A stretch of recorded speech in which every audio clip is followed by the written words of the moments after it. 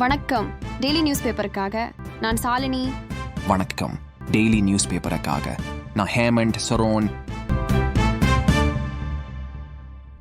உறுதிமொழி எடுத்த பிறகு கட்சியின் கொடியை விஜய் அறிமுகம் செய்து வைத்தார். அதன் பின்னர் கொடிக்கம்பத்தில் தயாராக இருந்த கொடியை விஜய் ஏற்றி வைத்தார். கொடி இரு வண்ணங்களில் 2 போர் யானைகள் வாகை மலருடன் வடிவமைக்கப்பட்டு உள்ளது. கோல்கட்டாவில் பயிற்சி பெண் டாக்டர் பலாத்காரம் செய்யப்பட்டு படுகொலை செய்யப்பட்டதை கண்டித்து நாடு முழுவதும் டாக்டர்கள் போராட்டத்தில் ஈடுபட்டு வருகின்றனர். போராட்டத்தை கைவிட்டு டாக்டர்கள் பணிக்கு திரும்ப வேண்டும் என சுப்ரீம் கோர்ட் உத்தரவை தொடர்ந்து டில்லி எய்ம்ஸ் டாக்டர்கள் பணிக்கு திரும்புவதாக அறிவித்து உள்ளனர். முதலமைச்சர் ஸ்டாலின் வருகிற 27ஆம் தேதி அமெரிக்கா புறப்படுகிறார். அதற்கு முன்னதாக அமைச்சர்களின் இலாகாக்களை மாற்றியமைக்க உள்ளதாகவும் மூத்த அமைச்சர் உள்பட சிலரது பதவி பறிக்கப்பட்டு புதிய அமைச்சர்கள் நியமிக்கப்பட உள்ளதாகவும் தகவல் வெளியானது.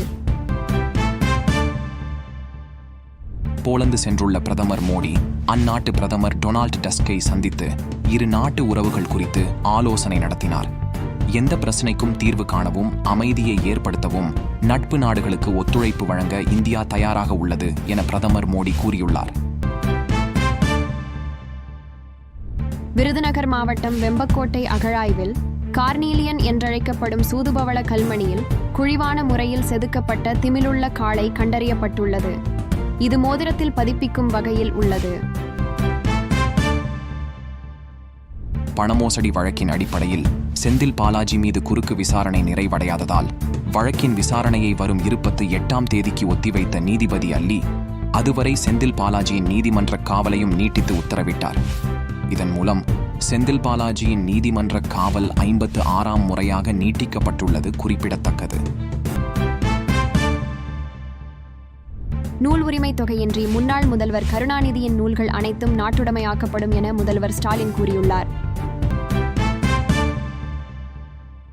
கோவை, திருப்பூர், திண்டுக்கல், தேனி, தென்காசி, நெல்லை, கன்னியாகுமரி, மதுரை, திருச்சி, புதுக்கோட்டை, தஞ்சை, திருவாரூர், நாகை, நாமக்கல், சேலம், தருமபுரி, கரூர் ஆகிய மாவட்டங்களில் மிதமான மழைக்கு வாய்ப்பு சென்னை வானிலை ஆய்வு மையம் தகவல் தெரிவித்துள்ளது.